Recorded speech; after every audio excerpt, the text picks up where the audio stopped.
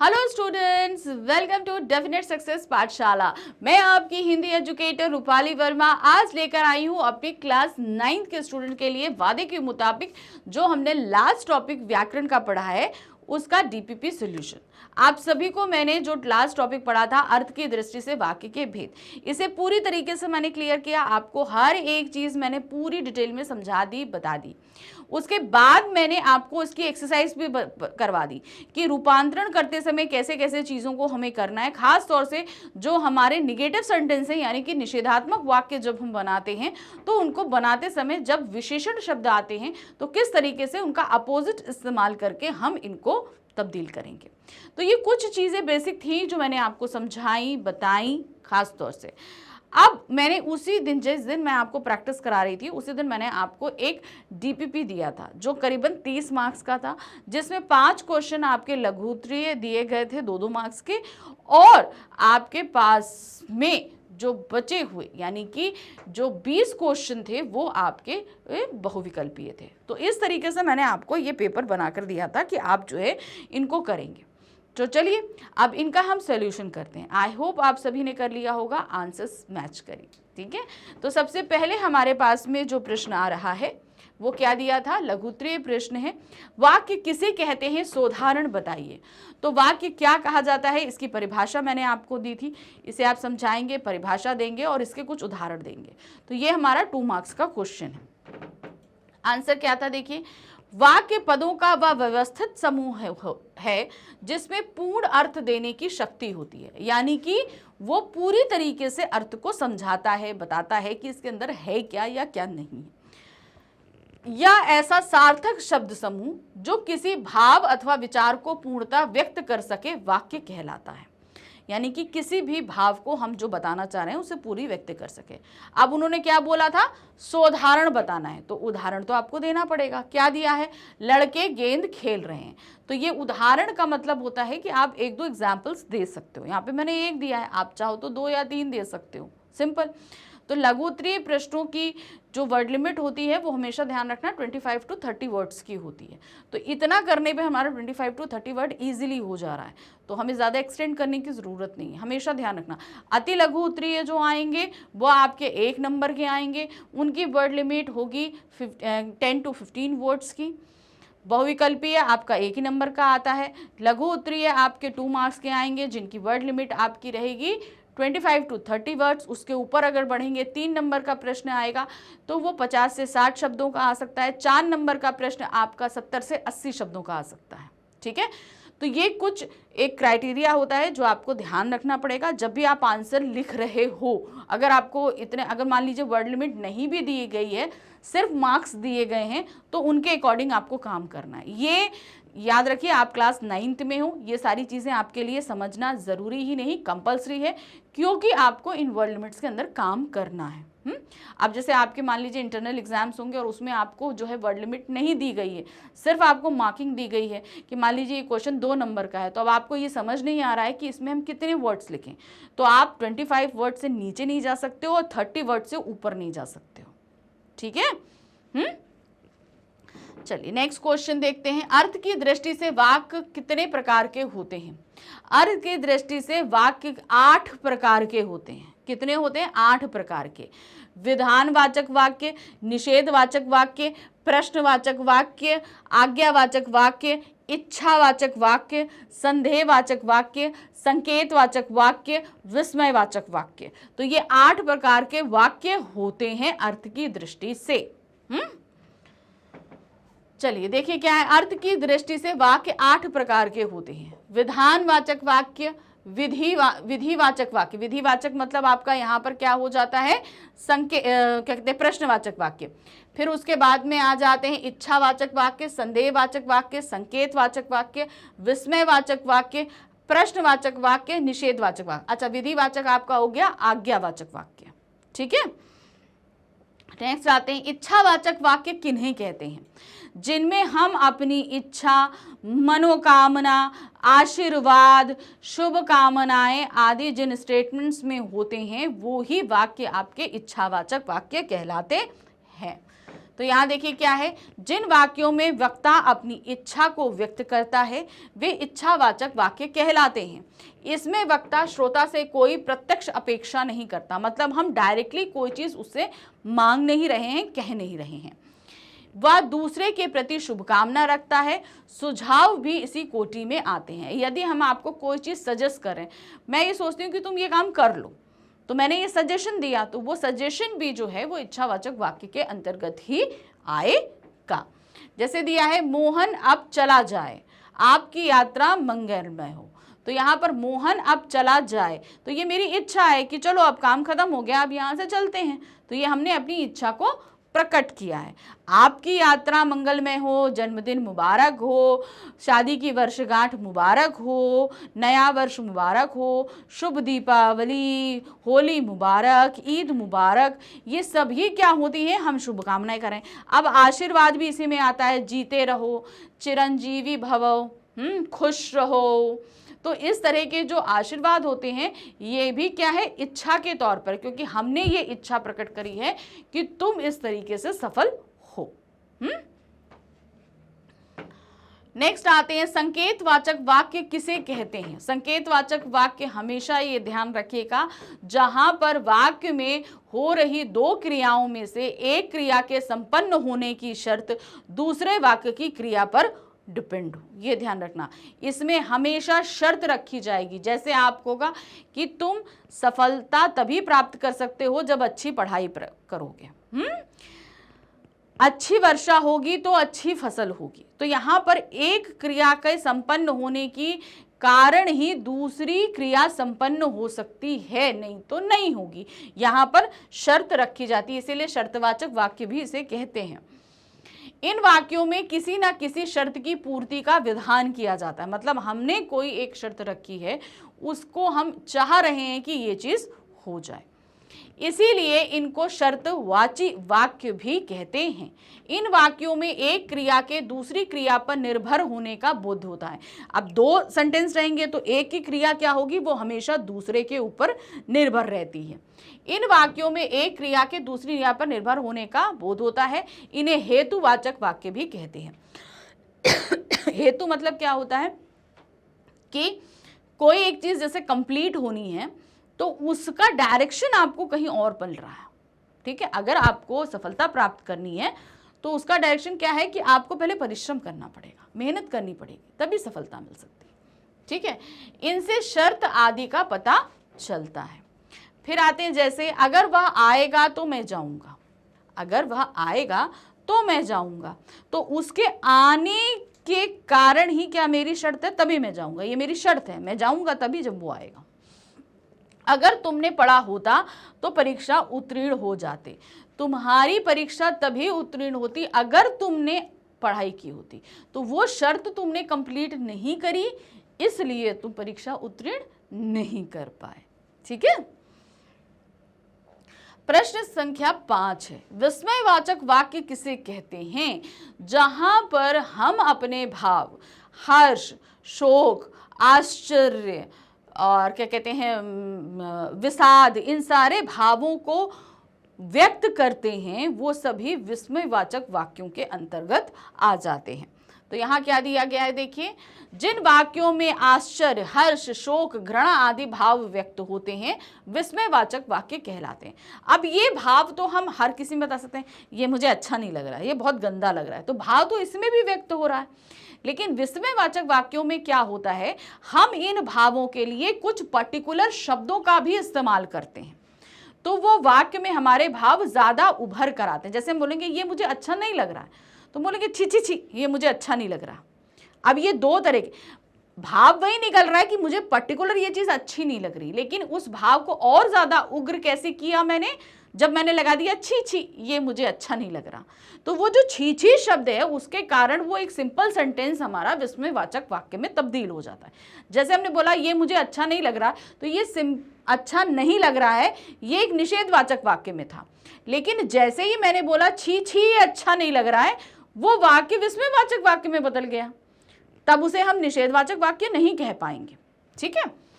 कैसे दिया है यहाँ पर, जिनमें श्रोता की उपस्थिति ही अनिवार्य नहीं है, यानी कि सुनने वाले की उपस्थिति अनिवार्य नहीं होती। वक्ता कभी कभी अकेले में भी अचानक बोल उठता है, नहीं ऐसा नहीं करना, अरे वाह। तो ये चीजें हम सिर्फ अपने आप से भी कह सकते हैं। ये कथन उद्गार मात्र है, अतः इन्हें उद्गारवाचक वाक्य भी कहते हैं। यानी कि कभी कभी कोई फीलिंग्स जो है ना, बहुत ज्यादा भाव हमारे ओवरफ्लो करने लगते हैं। जैसे कोई चीज मुझे अच्छी लग रही है, अरे वाह ये बहुत अच्छा लग रहा, तो उसमें क्या हुआ, मैं बहुत ज्यादा एक्साइटेड हो गई, तो वो एक्साइटमेंट को जो है वो बताता है। तो इस एक्साइटमेंट को हम हिंदी में क्या बोलते हैं, उद्गार, यानी कि भावों का बहुत ज्यादा उबाल आना। तो वही चीज इसी कारण से इसको उद्गारवाचक वाक्य भी कहते हैं। यहाँ दिया है, जैसे सुंदर फूल है, काश मैं यहाँ होता। तो क्या दिया, जैसे कितना सुंदर फूल है।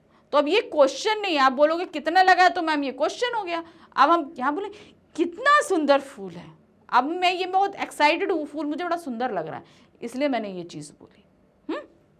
फिर है, काश मैं यहाँ होता, तो मैं यहाँ, काश मैं यहाँ होता, तो ये तो चीजें यहाँ पर, ये वाला वाक्य तो इच्छावाचक वाक्य में चला जाएगा, काश वाला, ये आपका इसमें नहीं आएगा। ये काश वाली जो बात, फीलिंग जो आ रही है, ये मेरी इच्छा हम प्रकट कर रहे हैं, ये मेरे फीलिंग्स को बाहर निकाल कर नहीं आ रहा है। तो ये काश जो है ना, ये गलत है, ये हमारा इसमें नहीं आएगा, ये इच्छावाचक वाक्य का एग्जाम्पल है। नेक्स्ट आ जाते हैं। अब हमारे पास शुरू हो रहे हैं बहुविकल्पीय प्रश्न। कितने, अब हमारे पास 20 बहुविकल्पीय प्रश्न हैं। इनको आपको मैंने दिया था, अब क्वेश्चन पढ़ना है और सही एग्जाम्पल ढूंढना है। क्या दिया है देखिए, दिनेश अंग्रेजी पढ़ता है, वाक्य का संकेतवाचक वाक्य में परिवर्तित रूप होगा। ठीक है, अब देखिए यहां पर क्या है, ये सिंपल एक सेंटेंस है। अब बात यह है कि इसमें क्रिया भी एक ही है। क्या है, इसमें क्रिया भी एक ही है। तो इस कंडीशन में अगर इसे हमें संकेतवाचक वाक्य बनाना है तो इसमें कुछ एडिशनल हमको ऐड करना पड़ेगा। तो पहले तो दिमाग में एक चीज को ध्यान रखो, एग्जाम्पल इसीलिए अभी मैं पढ़ नहीं रही हूँ, मैं अभी एग्जाम्पल देख ही नहीं रही हूँ। मैं क्या कर रही हूँ, मैं यहाँ पर देख रही हूँ। अब जैसे ये क्वेश्चन आते हैं ना, इसमें एलिमिनेशन का काम पहले करना, कि जो एग्जाम्पल, जैसे अब बहुविकल्पीय में हमेशा व्याकरण में ये ध्यान रखना कि 4 ऑप्शंस होते हैं, 4 ऑप्शंस में आप एलिमिनेशन टेक्निक पर जो है आप काम करोगे। जो आपका ऑप्शन नहीं है उसे कट करते जाओ, ताकि आपके पास जो ऑप्शंस हैं वो कम बचें और उसमें से सही चीज निकालना आपके लिए आसान। 4 में से मान लो अगर 2 बचते हैं तो आपके लिए आसान है सही आंसर निकालना, मगर 4 के 4 में से आंसर ढूंढना मुश्किल हो जाता है। तो अब जैसे यहाँ पर दिया है, दिनेश अंग्रेजी पढ़ता है, संकेतवाचक वाक्य में बदलना है, यानी कि इसे हमें 2 स्टेटमेंट में कन्वर्ट करना पड़ेगा। सबसे पहला काम तो हमें ये करना पड़ेगा। तो चलो पहले एग्जाम्पल देखते हैं। यदि अनुमति हो तो दिनेश अंग्रेजी पढ़े, एक तो ये हो गया, तो इसमें 2 स्टेटमेंट तो आ गए। ठीक है, तो हम इसे अभी रख रहे हैं। नेक्स्ट आते हैं, दिनेश चाहे तो अंग्रेजी पढ़ सकता है।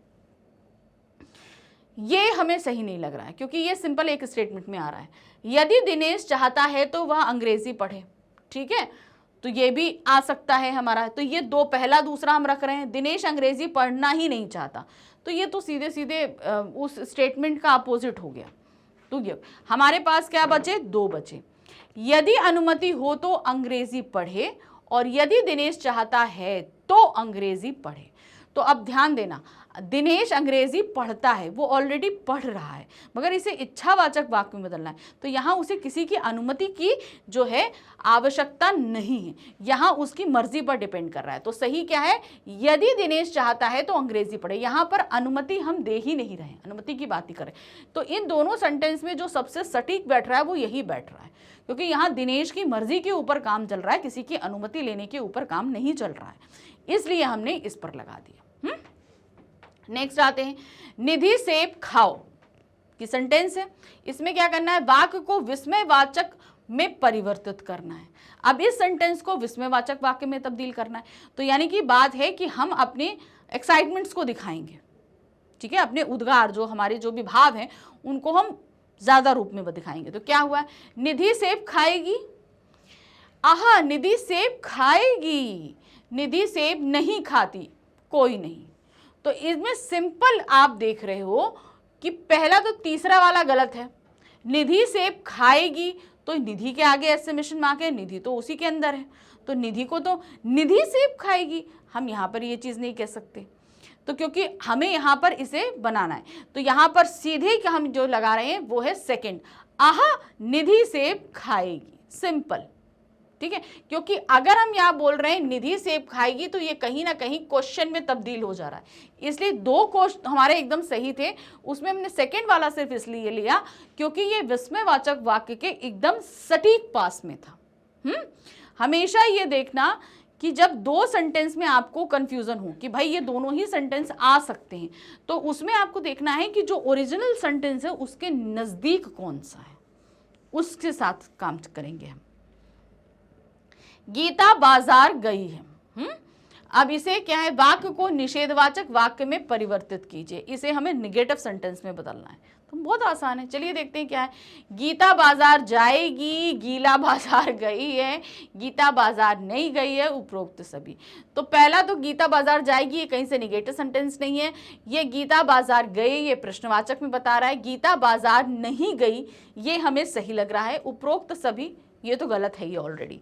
तो थर्ड ऑप्शन एकदम सही है, गीता बाजार नहीं गई। उपासना तुम अभी नीचे जाओ, क्या है, उपासना तुम अभी नीचे जाओ। वाक्य किस वाक्य भेद से संबंधित है? अगर मैं बोल रही हूं कि तुम नीचे जाओ तो मैं तुम्हें ये आज्ञा दे रही हूं, मैं तुम्हें ऑर्डर दे रही हूं कि तुम नीचे जाओ, तो ये ऑर्डर किस में आता है? आज्ञावाचक वाक्य में आता है। चलिए देखें, आज्ञावाचक, प्रश्नवाचक, निषेधवाचक, इच्छावाचक, तो सही ऑप्शन क्या है? आज्ञावाचक वाक्य के अंतर्गत ये आएगा। नेक्स्ट आते हैं, निखिल तुम क्या कर रहे हो। वाक्य किस वाक्य भेद से संबंधित है? अब पूछा गया है निखिल तुम क्या कर रहे हो, तो सिंपल क्या है, हम प्रश्न कर रहे हैं उनसे कि निखिल से हम पूछ रहे हैं कि तुम क्या कर रहे हो, तो ये कहाँ आ गया? प्रश्नवाचक वाक्य में आ गया। देखिए, आज्ञावाचक, निषेधवाचक, प्रश्नवाचक, रीतिवाचक, तो सही ऑप्शन क्या है? प्रश्नवाचक वाक्य में, क्योंकि मैंने उससे ये क्वेश्चन किया हुआ है। लता मंगेशकर गीत गाती हैं, लता मंगेशकर गीत गाती हैं, वाक्य किस वाक्य भेद से संबंधित है? ये सिंपल एक स्टेटमेंट हम दे रहे हैं, लता मंगेशकर गीत गाती हैं, ये एक सकारात्मक वाक्य है, पॉजिटिव सेंटेंस है, सिंपल एक तरीके से, इसमें किसी तरह का भाव नहीं निकल रहा, एक वक्तव्य बोला गया है खाली, तो वो कहां पर आ जाएगा? कथ्यात्मक वाक्य या विधानवाचक वाक्य में आएगा। तो क्या है? रीतिवाचक, प्रश्नवाचक, विधानवाचक या संदेहवाचक, कौन सा वाक्य होगा? ये आपका विधानवाचक वाक्य में आएगा। काश में गायक होता, वाक्य का भेद निर्धारित की, काश में गायक होता, भाई मुझे गाना नहीं आता, लिटरली मुझे गाना नहीं आता, अब मैं उसे काश में गायिका होती तो कितना अच्छा गाना गाती है कि नहीं, तो ये मेरी इच्छा है ना, मैं ये सोच रही हूँ कि काश मैं ऐसा हो सकती, या मैं काश बहुत अच्छी पेंटर होती, कुछ इस तरीके से। तो यहाँ पर हमारा क्या है? ये मेरी सिर्फ इच्छा है, तो हम क्या कहेंगे इसे? इच्छावाचक वाक्य। इच्छावाचक, विस्मयवाचक, रीतिवाचक, विधानवाचक, तो सही आपका क्या आएगा यहाँ पर? इच्छावाचक वाक्य। नेक्स्ट आते हैं, शायद आज अभय मिले, वाक्य का भेद। हमें ये डाउट है कि अभय आज मुझे मिलेगा कि नहीं मिलेगा, मैं जा तो रही हूँ, पर शायद मुझे अभय मिले या शायद ना भी मिले, तो हम कंफर्म नहीं है। तो जहाँ हमें डाउट हो, जहाँ हम कंफर्म नहीं हो, तो वहाँ कौन सा वाक्य भेद होता है? वहाँ पर होता है संदेहवाचक वाक्य। तो देखिए क्या है? संदेहवाचक, प्रश्नवाचक, विस्मयवाचक, विधानवाचक, तो सही क्या है? ये संदेहवाचक वाक्य होगा। नेक्स्ट आते हैं प्रश्न संख्या 14, मजदूरों ने काम कर लिया, वाक्य का निषेधवाचक वाक्य में परिवर्तित रूप होगा। सबसे पहले आपको देखना है कि जो सामने सेंटेंस दिया गया है वो है क्या। परिवर्तित करने से पहले आपको ये देखना जरूरी है कि जो आपके सामने रखा गया है वो वाक्य है क्या। मजदूरों ने काम कर लिया, ये सिंपल एक पॉजिटिव सेंटेंस है, यानी कि ये एक विधानवाचक वाक्य है। अब इसमें दिया क्या? इसे बदलना है, तब्दील करना है निषेधवाचक ने, तो क्या होगा? ऑप्शन देखिए, मजदूरों ने काम नहीं होता, मजदूर काम नहीं करते, मजदूरों ने काम नहीं किया, उपरोक्त सभी। अब 3 ऑप्शंस जो आपके पास हैं वो निगेटिव सेंटेंस में हैं। अब इस तरह के सेंटेंस जो आपके पास आएंगे तो ये आपके सामने थोड़ा सा प्रॉब्लम क्रिएट करेंगे ही करेंगे, क्योंकि तीनों ही काम से संबंधित हैं और तीनों ही आपके निषेधवाचक हैं। अब इस में देखिए क्या है, मजदूरों ने काम कर लिया, ने काम कर लिया होगा, सॉरी, ने काम कर लिया होगा यहाँ पे, ठीक है, सिंपल ही आया। अब क्या, मजदूरों से काम नहीं होता, तो अब यहां पर काम नहीं होता बात नहीं है, उनसे हो नहीं रहा है, उन्होंने कर लिया है। यहां पर नहीं होता ये फीलिंग से रिलेटेड है, तो हम इसको कट करेंगे, ये हमारे ऑप्शन में नहीं आएगा। मजदूर काम नहीं करते, यहां तो करने की बात नहीं हो रही, वो काम कर चुके हैं ऑलरेडी, तो ये भी नहीं होगा। मजदूरों ने काम नहीं किया, ये एकदम सही आ रहा है इससे, ठीक है। क्यों आ रहा है, क्योंकि पहले वाले में काम पूरी तरीके से संपन्न हो चुका है और उसी को आपको निगेटिव में बदलना है। तो एक काम नहीं कर रहा है, एक काम नहीं करेंगे, एक का मतलब नहीं उनका मन है, उन सारी चीज़ों से मतलब नहीं है। काम हो चुका है, सीधे सीधे नेगेटिव में बदलो कि नहीं हुआ है, ठीक है। तो इसमें सही जो हमारा जो ऑप्शन आ रहा है वो है नंबर 3, मजदूरों ने काम नहीं किया है, सिंपल। बच्चों ने पढ़ाई पूरी कर ली है, क्या है, बच्चों ने पढ़ाई पूरी कर ली है। अब इसे निषेधवाचक वाक्य में बदलना है, यानी कि निगेटिव सेंटेंस में इसको लेना है। क्या है, बच्चों ने पढ़ाई पूरी नहीं की, सही लग रहा है मुझे, आगे बढ़ते हैं। बच्चों से पढ़ाई नहीं हुई, फिर वही चीज आ रही है जो इससे पहले वाले वाक्य में आई थी, बच्चों ने नहीं पढ़ा, बच्चों से पढ़ाई पूरी नहीं हुई। तो देखिए यहां पर क्या हुआ, पहली बात है बच्चों ने पढ़ाई कर ली है, अब दो एकदम सटीक आ रहे हैं, बच्चों ने पढ़ाई पूरी नहीं की, दूसरों बच्चों से पढ़ाई पूरी नहीं हुई। अब ये दो एकदम नियर बाय हैं जो एकदम सटीक आएंगे, लेकिन इसमें जो सबसे सही है वो है आपका नंबर 1, क्योंकि नहीं हुई जैसी जो बात हो रही है ये हमारे भाव से निकल रही है। तो यहाँ पर अगर क्वेश्चन ये होता कि बच्चों से पढ़ाई पूरी नहीं, क्या बच्चों से पूरी पढ़ाई पूरी हो रही है ये होता तो हुई शायद उस जगह सही हो जाता, लेकिन यहाँ पर उन्होंने पूरी कर ली है, लेकिन हुई वाली बात हमारी फीलिंग से आ रही है, यहाँ फीलिंग से कोई काम नहीं है, पढ़ाई पूरी एग्जैक्ट रूप में खत्म हो चुकी है, तो सीधे सीधे उसे उसी रूप में हमें तब्दील करना है, नहीं की उन्होंने, मतलब उन्होंने फीलिंग की बात ही नहीं है यहाँ पर कि उनसे नहीं हो रही, वो कोशिश कर रहे हैं पर हो नहीं रही है, उन्होंने कर ली है, उन्होंने नहीं की है। प्रश्न संख्या 16 है, माली ने फूल तोड़े, वाक्य का निषेधवाचक वाक्य में परिवर्तित रूप होगा। सिंपल, क्या करेंगे, देखिए माली से फूल नहीं टूटा, देखिएगा यहां पर क्रिया संपन्न हो चुकी है, माली ने फूल तोड़ लिए हैं, टूट गए हैं, तो क्या है, माली से फूल नहीं टूटा, माली ने फूल नहीं तोड़े, माली से फूल नहीं तोड़ा गया। अब बात देखो, क्रिया क्या है, क्रिया संपन्न हो चुकी है, उसी तरीके से एग्जैक्ट आपको बताना है कि क्रिया संपन्न नहीं हुई है। तो यहां पर क्या है, सिंपल माली ने फूल नहीं तोड़े।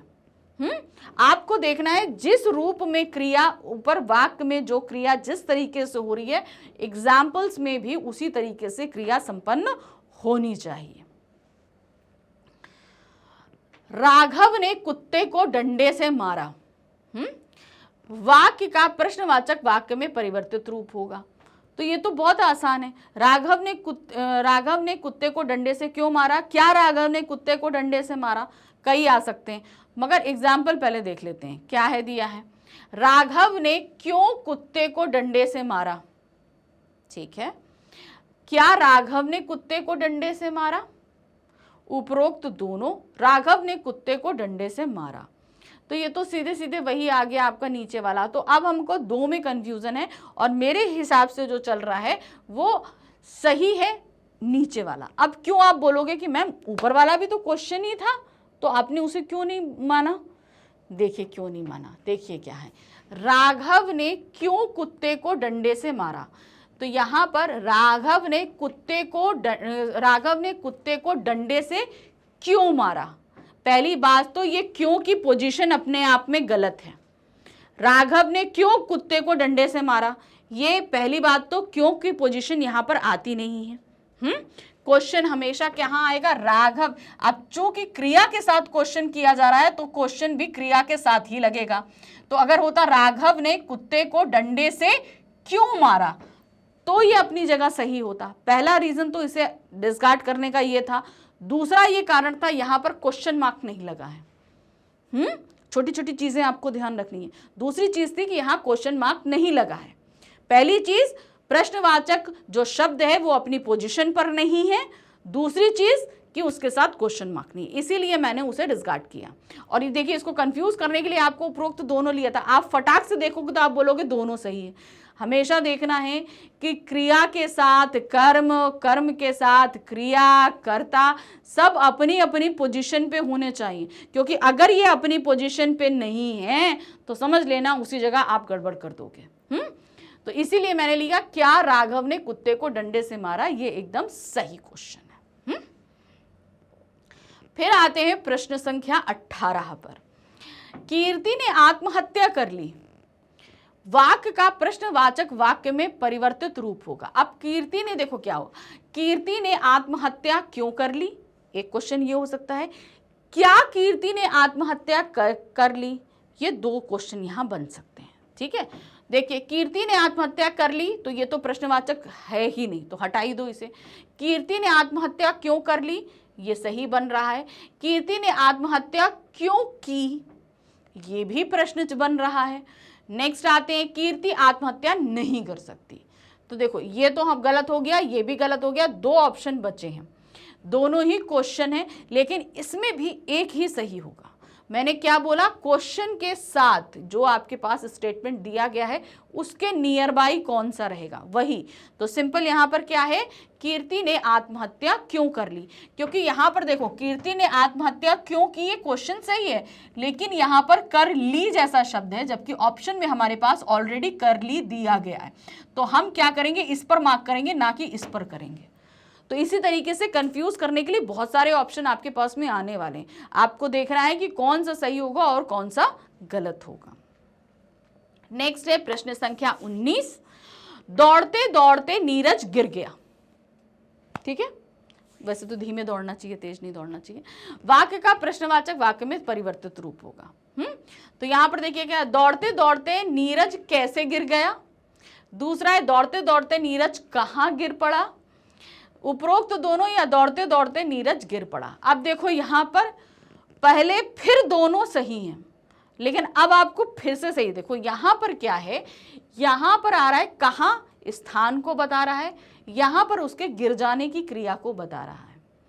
तो यहां पर हम जो क्वेश्चन के हिसाब से देख रहे हैं, दौड़ते दौड़ते नीरज गिर गया, उसके हिसाब से हमारा पहला वाला जो है वो इसलिए नहीं हो रहा है क्योंकि गिर पड़ा है, ये कहां गिर पड़ा है, ये सही। अब आप बोलोगे कैसे गिर पड़ा, तो उसका तो आंसर ऑलरेडी मिल रहा है कि वो दौड़ते दौड़ते गिरा है। आंसर तो हमें यहां मिल ही रहा है ना, दौड़ते दौड़ते नीरज गिरा। अब इस कैसे का आंसर तो हमें ऑलरेडी क्वेश्चन में दिया गया है। दौड़ते दौड़ते नीरज कैसे गिर पड़ा, अरे दौड़ रहा था तभी तो गिरा ना, तो उसके क्वेश्चन में तो आंसर दिया ही गया है, तो इसलिए ये अपने आप में अलग हो जाता है। दूसरी चीज है दौड़ते दौड़ते नीरज कहां गिर पड़ा, ये सही आंसर है, क्योंकि इसका क्वेश्चन का आंसर उसमें दिया ही नहीं गया है। समझ गए ना, बहुत बारीकी के साथ आपको जो है 4 ऑप्शंस में से एक ऑप्शन चूज करना पड़ेगा। ठीक है, नेक्स्ट देखते हैं। प्रश्न संख्या 20 है, गाड़ी स्टेशन पर आ चुकी है, वाक्य का संदेहवाचक वाक्य में परिवर्तित होगा। अब थोड़ा सा डाउट क्रिएट करना है। तो अब यहां पर क्या है, गाड़ी स्टेशन पर आ चुकी होगी, गाड़ी स्टेशन पर आ गई है क्या, गाड़ी स्टेशन पर आ रही होगी, या उपरोक्त सभी। तो पहला तो ये प्रश्नवाचक है, इसको आप हटा दो। गाड़ी स्टेशन पर आ रही होगी, ये बात नहीं है, आ चुकी है यानी कि आ गई है। तो गाड़ी स्टेशन पर आ चुकी होगी, तो यहां पर सही ऑप्शन जो आ रहा है वो हमारा पहला है, गाड़ी स्टेशन पर आ चुकी होगी। ये चीजें हम आ चुकी है, एक तो बात हो रही है।